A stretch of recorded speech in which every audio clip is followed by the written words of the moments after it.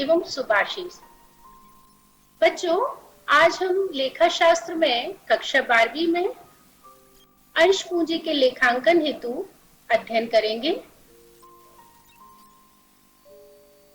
तो बच्चों, हम अंश पूंजी एवं ऋण पत्र संबंधी लेखी इकाई को पढ़ रहे हैं, जिसके अंतर्गत अंश पूंजी का लेखांकन। अंश पूंजी के लेखांकन में हमने पिछली 2 कक्षाओं में इसका अध्ययन कर चुके हैं कि सैद्धांतिक प्रश्न और क्रियात्मक प्रश्न किस तरह से किए जाएंगे। मैं आपकी थोड़ी सी पुनरावृत्ति चाह रही हूँ कि किस तरह से आपने पिछली क्लास को पढ़ा है। आपने जाना कंपनी क्या होती है, कंपनी की स्थापना किस प्रकार से की गई है, कंपनी की स्थापना का मुख्य उद्देश्य क्या होता है, जनता से ज्यादा पूंजी एकत्रित करके और व्यवसाय को बड़ा रूप प्रदान करना। तो कंपनी जब स्थापित होती है तो स्वाभाविक रूप से उसकी पूंजी के एकत्रीकरण के लिए एक प्रक्रिया को अपनाना होता है और उस प्रक्रिया का नाम होता है अंश, यानी अंशों का निर्गमन। अब अंशों के निर्गमन से जब हम पूंजी एकत्रित करते हैं, इसका मतलब है अंश पूंजी का एकत्रीकरण किया जाता है। तो अंश पूंजी के एकत्रीकरण के लिए आपने जाना उसका आशय, उसके प्रकार, कितने प्रकारों की पूंजी होती है। जब हम अकाउंटिंग में यानी लेखाकर्म में हम लेखांकन प्रक्रिया अपनाते हैं तो इसके अंतर्गत विभिन्न प्रकार की परिस्थितियों या कह सकते हैं हम सर्कमस्टेंसेस, उनमें अलग अलग प्रश्नों को आपको करना होता है। जैसे उदाहरण के तौर पर आपने जाना कि अंशों का निर्गमन कितनी परिस्थितियों में किया जाता है, तो सामान्यतः एक रोकड़ के रूप में, एक रोकड़ के अतिरिक्त। इसका संक्षिप्त रूप आप पिछली कक्षा में पढ़ चुके हैं। अब इसी से संबंधित आगे की जो स्थिति आपके सामने आएंगी, उनसे संबंधित हम थ्योरी के क्वेश्चन और न्यूमेरिकल के एक एक करके देखेंगे। अब हम देखते हैं सबसे पहले बच्चों बकाया मांग। बकाया मांग को हम यहाँ पर बच्चों याचना भी कहते हैं। जैसा आपने पढ़ा हुआ है कि जब अंशों के पूंजी को एकत्रित किया जाता है तो जनता से उसे विभिन्न प्रकार की किश्तों में वसूलना होता है। तो यहाँ पर जो किश्तें निर्धारित की जाती हैं, सबसे पहले आवेदन होता है, आवेदन के बाद आवंटन, आवंटन के बाद याचनाएं। तो प्रयास ये किया जाता है कि हमारी किश्तें 4 या 5 भागों में बटे, जिसमें एक समय अवधि भी निश्चित होती है। उस समय अवधि पर हम हमारे अंशधारियों से राशियों की मांग करते हैं, जितने भी उन्होंने अंश को क्रय कर रखा है उन अंशों पर। और जब यहाँ से राशि मांगी जाती है उसे हम कहते हैं देय करना। जैसे ही देय की जाती है, हम उस पर्टिकुलर यानी विशेष तिथि को उतनी राशि का भुगतान कंपनी में कर देते हैं। अब ऐसी भी कोई स्थिति आ सकती है कि जैसे कोई अंशधारी बी नाम का व्यक्ति है, उस व्यक्ति ने कंपनी में अपने अंशों को खरीद तो लिया, अब आगे की ऐसी उसके पास स्थिति आई कि हमें अगस्त सितंबर का पेमेंट हम नहीं कर पा रहे, यानी असमर्थ हैं।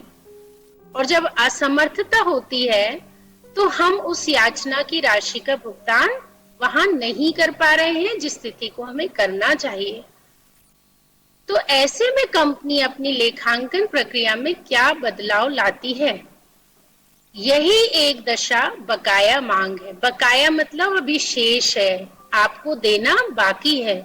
तो बकाया मांग को यदि हम अपने निश्चित शब्दों में परिभाषित करें तो बच्चों, जब कोई अंशधारी मांगी गई आवंटन की राशि, अब हमने आवंटन क्यों बोला, क्योंकि एप्लीकेशन की अगली स्थिति क्या होती है, अलॉटमेंट, जिसे हम हिंदी में आवंटन के नाम से जानते हैं। या तो आवंटन की राशि नहीं दे पा रहा हो या फिर अगली कुछ याचनाओं की राशि, उसमें से प्रथम मांग हो सकता है, द्वितीय मांग हो सकता है, अंतिम मांग हो सकती है, किसी भी तरह की कोई किश्त हो सकती है। तो यहाँ पर हम क्या बता रहे हैं, आवंटन की राशि या मांग राशि का भाग देय तिथि तक नहीं चुका पाता, जो हमने ड्यू डेट पहले से निर्धारित कर दी है, उस तिथि तक उसे यदि नहीं चुका पाया तो इस राशि को हम क्या नाम देंगे, बकाया मांग, यानी कॉल्स इन एरियर। इस राशि को हम चुकता पूंजी में से घटाकर दर्शाते हैं। हमने आपको एक स्थिति विवरण का प्रारूप पिछली कक्षा में पढ़ाया था।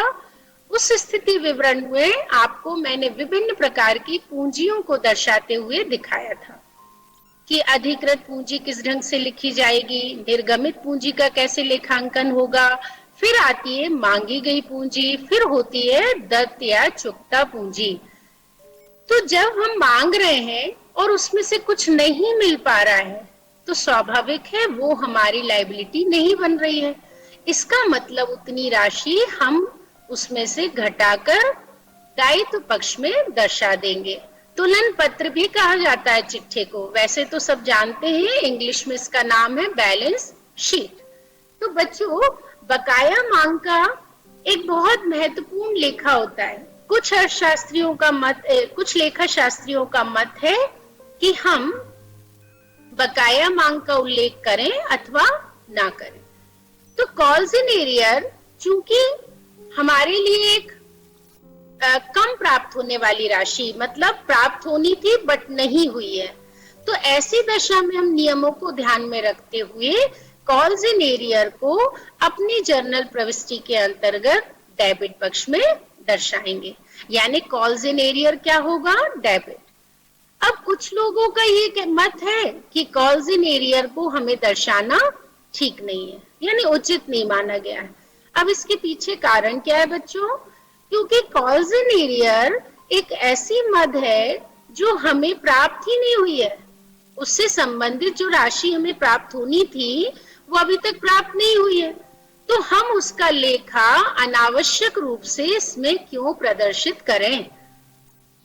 तो बच्चों, आपको ध्यान रखना होगा, और आप जब भी अपने पाठ्यक्रम से संबंधित किसी भी पुस्तक को पढ़ेंगे तो उसमें इस बात का उल्लेख किया गया है। तो इसे आप ध्यान रखें। कॉल्स इन एरियर के बारे में क्या मत है, या आप लेखा करेंगे तो डेबिट और अन्यथा इसको करना आवश्यक नहीं है। अब हम आगे देखते हैं इस पर ब्याज। सामान्यतः जब किसी अंशधारी द्वारा निश्चित तिथि को निश्चित राशि का भुगतान नहीं किया गया हो तो ऐसी स्थिति में कंपनी अधिनियम 2013 की, यह अधिनियम है, आपने पिछली कक्षा में पढ़ा हुआ है, उसकी टेबल तालिका F के अनुसार हमें उस पर इंटरेस्ट रेट 10% चार्ज करना होता है। अब ये इंटरेस्ट हम क्यों चार्ज कर रहे हैं? तो हमें जब राशि उतने महीने तक नहीं दी आपने, तो उतनी महीने की आपने देरी की है, यानी लेट पेमेंट हुआ है, तो उतने ही माह का हम आपसे इंटरेस्ट वसूल करेंगे। एक उदाहरण के तौर पर आप समझ सकते हैं कि मैंने अगस्त में कॉल की राशि देनी थी। अब हमने क्या किया, अगस्त में ना देकर अक्टूबर में दिया। तो देखिए, आप अगस्त निकला, सितंबर निकला और आपने 1 अक्टूबर को दे दिया, तो आपने कितने माह लेट दिए? 2 महीने। तो इस प्रकार से बच्चों ब्याज की गणना 2 महीने के हिसाब से गणित की जाएगी या कैलकुलेट की जाएगी। लेकिन ये अभी आपके पाठ्यक्रम में इसका उल्लेख नहीं है न्यूमेरिकल के लिए, लेकिन आप सबको थ्योरी का नॉलेज पूरा होना चाहिए, इसलिए आप ये पढ़ सकते हैं कि कंपनी अधिनियम द्वारा जो तालिका F में 10% की दर बताई गई है उसके अनुसार हम उस पर ब्याज चार्ज करेंगे, कम से कम 10%। अब देखिए, आप इसके आगे जो देख रहे हैं अग्रिम मांग, बकाया मांग का ठीक विपरीत है बच्चों ये अग्रिम मांग, यानी अग्रिम याचना। अभी हम बात कर रहे थे ऐसी राशि जिसका भुगतान समयावधि के अनुसार कर देना चाहिए था लेकिन आपने नहीं किया, आपने मतलब अंशधारी ने। अब यहाँ बात ठीक विपरीत है कि कुछ अंशधारी ऐसे होते हैं जो कंपनी के अंशों पर प्राप्त राशि का कुछ थोड़ा बहुत भुगतान या फिर पूरा का पूरा भुगतान हमारे मांगने से पूर्व ही कर देते हैं, यानी हमने कॉल की नहीं और आपने दे दिया। मान लीजिए हमने जनवरी को अंशों का निर्गमन किया और अब हमारी कॉल जनवरी, मार्च, सितंबर और नवंबर के हिसाब से निश्चित की गई। अब ए अंशधारी ऐसा है जिसने एप्लीकेशन के बाद अलॉटमेंट पर सारी की सारी राशियों का भुगतान कर दिया, मतलब आवंटन का भी, प्रथम मांग का भी और अंतिम मांग का भी। इसे हम क्या कहेंगे बच्चों? अग्रिम प्राप्ति। एक उदाहरण के तौर पर आप समझ सकते हैं, जैसे आप अपने विद्यालय में प्रवेश लेते हैं, कुछ बच्चे जुलाई में ही पूरे साल की फीस दे देते हैं, कुछ बच्चे उसको किश्तों में देते हैं, कुछ जुलाई में, कुछ सितंबर में दे दिया, कुछ परीक्षा के पूर्व दे दिया। तो ये क्या है? यानी कोई स्टूडेंट पहले दे रहा है एडवांस में और कोई किश्तों के रूप में दे रहा है। बिल्कुल वैसा ही उदाहरण आप यहाँ समझ सकते हैं कि हमारा जो शेयर होल्डर है वो निश्चित अवधि के पूर्व ही अपना कुछ भुगतान, कुछ क्यों बोला है, हो सकता है वो 2 किश्त का दे रहा हो सकता है वो पूरी किश्तों का दे रहा हो, इसलिए समस्त भुगतान भी हम बोल सकते हैं।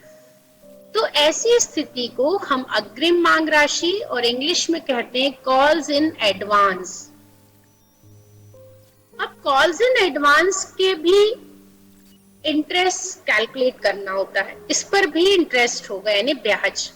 तो इसमें कहा गया भारतीय कंपनी अधिनियम 2013 के अनुसार तालिका एफ के अंतर्गत ब्याज की दर कितनी होना चाहिए बच्चों? 12%।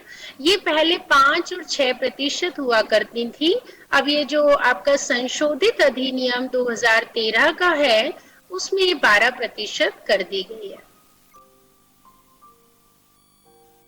लेकिन इसका कैलकुलेशन आपको बहुत ध्यान से देना पड़ेगा। जैसे आपने अगस्त में अक्टूबर और नवंबर का पैसा दे दिया है तो अक्टूबर का आप अलग किश्त से निकालिए, यानी जितनी भी राशि होगी उतने माह का ब्याज, और ऐसे ही नवंबर तक के माह जितने होंगे उस राशि पर उतना ब्याज आपको गणना करना होता है। Interest on calls in advance का लेखांकन प्रक्रिया में अभी किसी प्रकार का कोई उपयोग नहीं है, जैसा मैंने आपको कॉल्स इन एरियर के लिए बताया था। लेकिन हाँ, कॉल्स इन एडवांस की जर्नल एंट्रीज किस तरह से की जाती हैं ये आपको ज्ञान में होना चाहिए। कॉल्स इन एडवांस चूंकि अग्रिम प्राप्त राशि है यानी हमें क्रेडिट हुई है, वो भी कैसे? एडवांस में। और ये राशि हमें किस रूप में प्राप्त होती है? हमारे चेक या कैश रूप में। तो हम सामान्य रूप से कंपनी की जर्नल प्रविष्टियों के अंतर्गत bank account debit to calls in advance करेंगे। ये मैंने एक संक्षिप्त जर्नल प्रविष्टि के द्वारा आपको समझाया है। यदि किसी प्रकार का कोई क्रियात्मक प्रश्न आपके सामने आता है तो उसमें आपको किश्त के साथ दिया होगा। जैसे अभी हम जो उदाहरण बता रहे थे आपको, अलॉटमेंट पर राशि का भुगतान करना। इसका मतलब है जब आप यहाँ जर्नल बनाएंगे तो bank account debit to calls in advance to share allotment. अब वो शेयर इक्विटी होगा तो आप इक्विटी नाम देंगे, प्रेफरेंस होगा पूर्वाधिकार तो आप पूर्वाधिकार का नाम देंगे। इस प्रकार आपका जर्नल बन जाएगा bank account debit to calls in advance.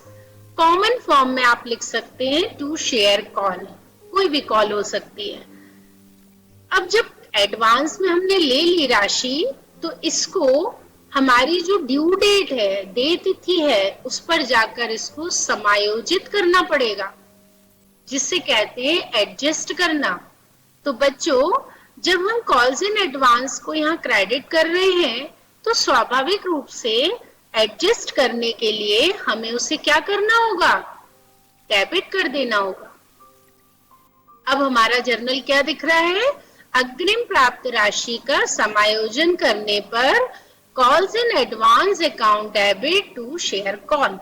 ये हमने इसको एडजस्ट कर दिया क्योंकि वो शेयर कॉल का पैसा था और यहाँ इस पे डेट पर आकर हमने उसको एडजस्टमेंट दिखा दिया। अब बच्चों ये दोनों बातें जो भी आपने देखी, कॉल्स इन एरियर और कॉल्स इन एडवांस, इनको हम अवशिष्ट याचना भी बोलते हैं और अग्रिम याचना तो अभी आपने पढ़ा ही है। बकाया मांग को हम अवशिष्ट नाम से भी जानते हैं। ये बहुत महत्वपूर्ण है बच्चों। यदि आप अंतर पढ़ लेते हैं समझकर, तो आपको इसको न्यूमेरिकल करने में भी बहुत आसानी होगी। अब ये देखिए अंतर। सबसे पहला आपको दिख रहा है उसका आशय कि अवशिष्ट या बकाया मांग राशि कौन सी होती है, जो अंशधारी से मांगी गई हो लेकिन जिसका भुगतान अभी तक क्या हो, देय हो, बाकी हो। जो अभी आपने आशय पढ़ा वो सीधा का सीधा पहला अंतर बन जाता है। अब अग्रिम मांग क्या हो जाती है? ये वह राशि है जिसे कंपनी ने अंशधारी से अभी मांगा ही नहीं है, उसकी देय तिथि निश्चित की नहीं हमने अभी, लेकिन अंशधारी ने क्या किया, उसको एडवांस में चुका दिया। आगे ब्याज। अंशधारी इसमें कंपनी को ब्याज देते हैं। किस परिस्थिति में? जब हमारा एरियर बन रहा हो, कॉल्स इन एरियर, तो अंशधारी को चुकाना पड़ेगा कंपनी को ब्याज। लेकिन अग्रिम याचना की स्थिति में क्या होगा कि कंपनी अंशधारी को ब्याज देती है। ठीक एकदम अपोजिट। ब्याज की दर अभी आपने उसके आशय में पढ़ा कि तालिका F के अंतर्गत उसमें निर्धारित किया गया है 10% प्रतिवर्ष, और अग्रिम याचना में निर्धारित किया गया है 12% प्रतिवर्ष। बच्चों अभी आप जब इसका अध्ययन कर रहे हैं तो साथ साथ में से लिखते भी चलें ताकि आपको याद हो जाए ये अंतर। अब हम आगे देखते हैं ब्याज की प्रविष्टि। अभी आपने जर्नल के द्वारा देखा कि किस ढंग से हम बैंक खाते को नाम करते हैं यानी डेबिट, और प्राप्त ब्याज खाते को हम क्रेडिट करते हैं। ये किसकी दशा में है? बकाया मांग राशि में। अब जब अग्रिम मांग राशि की बात करते हैं तो इंटरेस्ट यहाँ पर डेबिट होगा, लेकिन उसके बैंक अकाउंट को हम क्रेडिट करेंगे। ये अंतरों के लिए आपको महत्वपूर्ण है, ना कि क्रियात्मक प्रश्नों के लिए। लेखांकन अवशिष्ट याचना खाते का सदैव डेबिट शेष होता है। जैसा भी आपने पढ़ा उसे हम जर्नल में क्या कर रहे हैं, डेबिट। अग्रिम याचना का खाता क्या होगा? क्रेडिट होगा, क्योंकि एक दूसरे के विपरीत है। प्रस्तुतिकरण। इस चिट्ठे में मांगी गई पूंजी में से जितना हम मांग रहे हैं और बकाया मांग राशि हमें प्राप्त नहीं हो रही है, इसीलिए उसे हम घटाकर दर्शाते हैं। अग्रिम मांग राशि को चिट्ठे में चालू दायित्व शीर्षक में अलग से दर्शाया जाता है। अब खाते रखना, इसके लिए कोई भी अलग से खाता रखना अनिवार्य नहीं है। जैसा मैंने भी आपको बताया दो अलग अलग लेखा शास्त्रियों के मतों के बारे में, यहाँ पर हमें राशि जो है उसके लिए लेखा रखना आवश्यक होता है। बच्चों इसी प्रकार से हम अतिअविधान और अल्पाविधान को देखेंगे, यानी ओवर सब्सक्रिप्शन और अंडर सब्सक्रिप्शन। जब कंपनी द्वारा सामान्य दशा में जनता में अंशों को निर्गमित किया जाता है और इससे अधिक संख्या में हमारे पास आवेदन स्वीकृत हो जाते हैं, तो इस स्थिति को हम अतिअविधान कहते हैं। और यदि निर्गमित अंशों से कम आवेदन प्राप्त होते हैं तो इसे हम अल्पाविधान का नाम दे सकते हैं। अल्पाविधान को बच्चों न्यून अविधान का भी नाम दिया जा सकता है। अब हम आवंटन पर आते हैं। इसमें अंशों का आवंटन आनुपातिक रूप से होता है। आनुपातिक यानी प्रोपोर्शनेट। जब हम सामान्य से अधिक संख्या में अंशों को प्राप्त करते हैं तो इसके कई अलग अलग दशाएं हो सकती हैं। या तो हम अधिक राशि को वापस कर दें, या हम उसे समायोजित कर दें, या फिर ऐसी स्थिति में लाएं कि विभिन्न प्रकार के अंशधारियों द्वारा विभिन्न विभिन्न तरीकों से उनको निश्चित प्रतिशत के अनुसार अंशों को आवंटित करना, जिसे कहते हैं प्रोपोर्शनेट या प्रोरेटा अलॉटमेंट। और अल्पाविधान में ऐसी कोई स्थिति होती नहीं है। जैसे अंश आवेदन होते हैं पूरे के पूरे हम आवंटित कर देते हैं। न्यूनतम अविधान में अति अविधान न्यूनतम अविधान की एक समस्या नहीं होती है, लेकिन न्यूनतम अविधान की समस्या हो सकती है क्योंकि कम राशि हमें यहाँ पर कम अंशों के लिए राशि प्राप्त हो रही है। अति अविधान की दशा तब बनती है जब कंपनी ख्याति की प्राप्त हो। बहुत स्वाभाविक सी बात है, जब कंपनी बहुत प्रसिद्ध होती है, नाम होता है, तो ऐसी स्थिति में हर व्यक्ति ये चाहता है कि हम उस फर्म में या कंपनी में अपने अंशधारी के रूप में प्रवेश करें। और कंपनी की प्रारंभिक स्थिति में अल्पावधान की दशा बनती है। राशि की वापसी में क्या है कि जब आवेदकों को हम अधिक स्थिति में राशि आती है तो उन्हें हम रिटर्न कर देते हैं। इन पर निर्धारित आप प्रश्न भी करेंगे आगे, या फिर हम पूरे के पूरे रिजेक्ट कर देते हैं यानी वापस कर देते हैं। अल्पावधान की स्थिति में आवेदकों की राशि को वापस करने का प्रश्न ही नहीं उठता है। निवेशकर्ताओं की विचारधारा में कंपनी के संबंध में बहुत पॉजिटिवली सोचा जाता है अति अभिदान को, और अल्पावधान की स्थिति में निवेशकर्ता कंपनी के संबंध में अपने सकारात्मक विचार नहीं रखते हैं। कि जैसे एक उदाहरण मान लीजिए, दो दुकान है, एक में बहुत ज्यादा विक्रय होती है, दूसरे में नहीं होती है, तो जो कम होती है उस पर अपन ज्यादा अच्छे विचार नहीं रख पाते हैं कि उसकी वस्तु की गुणवत्ता नहीं है, उसमें पहचान नहीं है, उसका व्यवहार नहीं है, ये सारी बातें इसमें ध्यान रखी जाती है। बच्चों, इनसे संबंधित हम न्यूमेरिकल प्रश्न देखेंगे। न्यूमेरिकल प्रश्न में अंशों को जब निर्गमित किया जाता है तो जो जो दशाएं अभी आपने देखी उनसे संबंधित एक प्रश्न को देख रहे हैं हम। एक कंपनी है आर लिमिटेड, 100 रुपए वाले 1200 अंशों को निर्गमित कर रही है। उन पर विभिन्न प्रकार की किश्तों से आधारित हम राशि को एकत्रित कर रहे हैं, 30 रुपए, 40 रुपए और 20 रुपए, क्रमशः आवेदन, आवंटन और प्रथम मांग के अनुसार। और जितना भी शेष बच रहा है यदि, तो वो सेकेंड एंड फाइनल कॉल। तो इस प्रकार से बच्चों आप ये भी निकाल सकते हैं, देखिए 30 और 40 और 20, टोटल अमाउंट हम 90 बता रहे हैं और ये कह रहे हैं कि शेष आप कब मांगो, जब सेकेंड और फाइनल कॉल हो। तो ऐसी स्थिति में जो 100 रुपए का एक अंश है, 100 रुपए में से हमने 90 रुपए मांग लिए, तो कितने नहीं मांगे, 10 रुपए। अब ये 10 रुपए किस पर लेंगे आप, शेष, द्वितीय एवं अंतिम मांग पर। आगे वो दे रहे हैं कि हमने 1200 अंशों को तो निर्गमित किया, लेकिन हमारे पास आ गए हैं 1300 अंश। तो 1300 अंशों के लिए जब आवेदन हमने स्वीकार किए तो निदेशकों ने कहा कि 100 अंशों को हम अस्वीकृत कर देते हैं।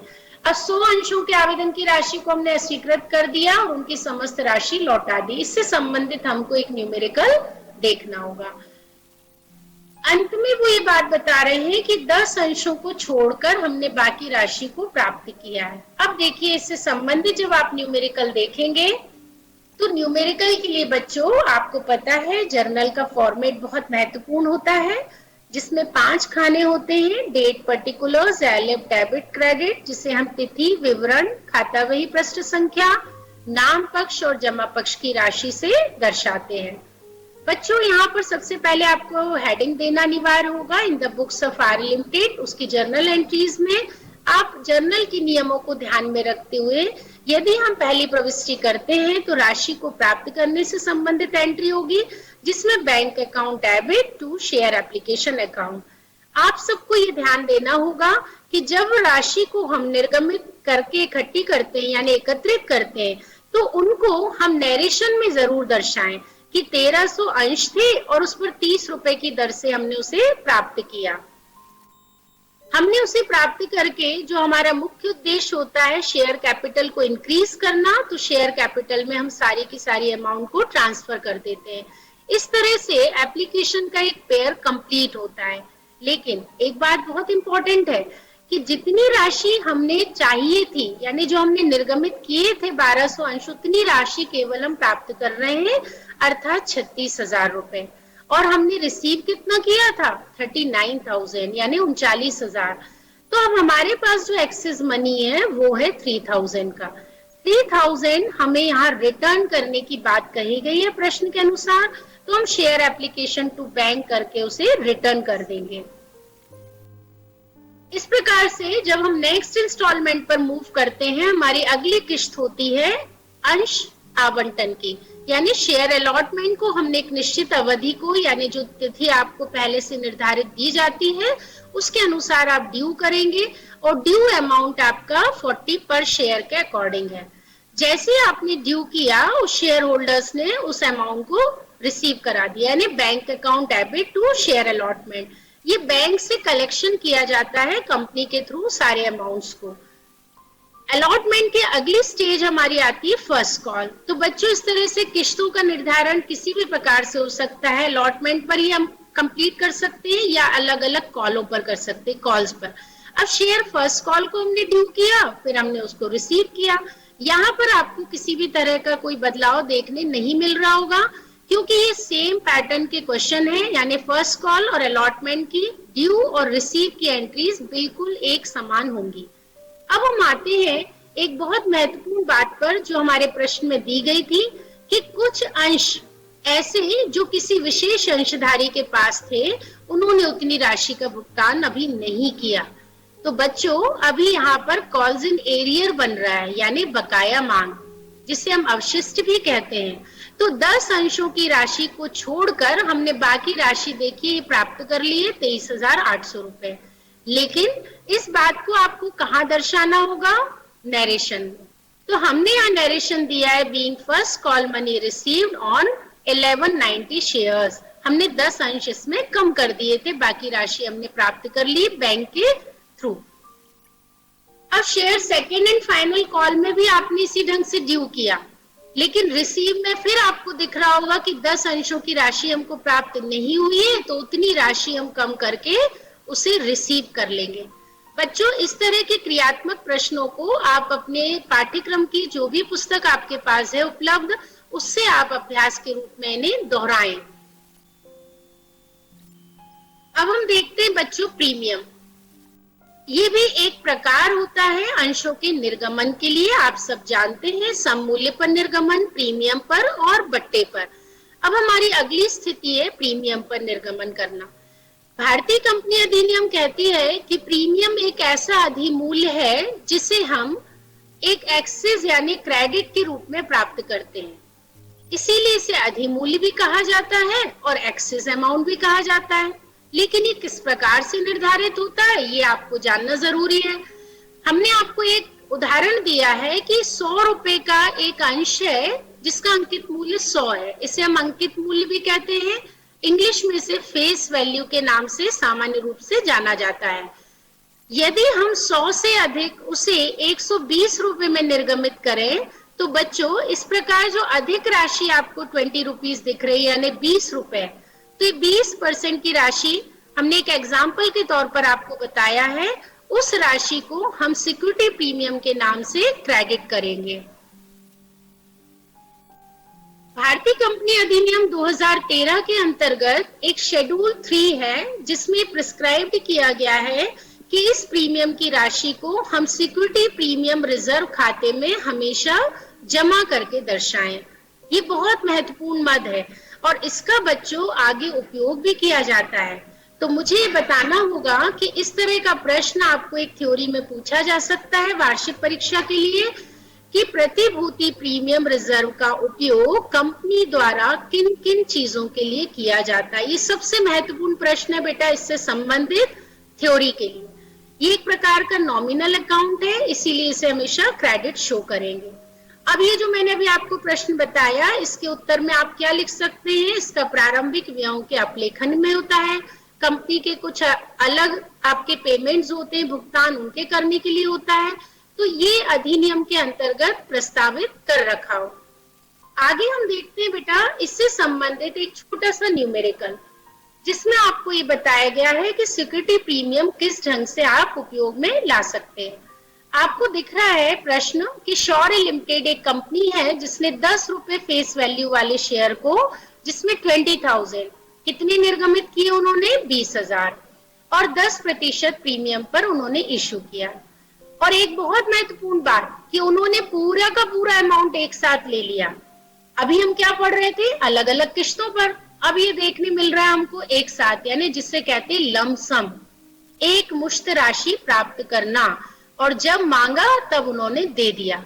तो ऐसी कंपनीज वो कंपनी होती हैं जिनकी मार्केट में अपनी गुडविल होती है, जिनके नाम से ही शेयर होल्डर अपने पेमेंट को कर पाते हैं।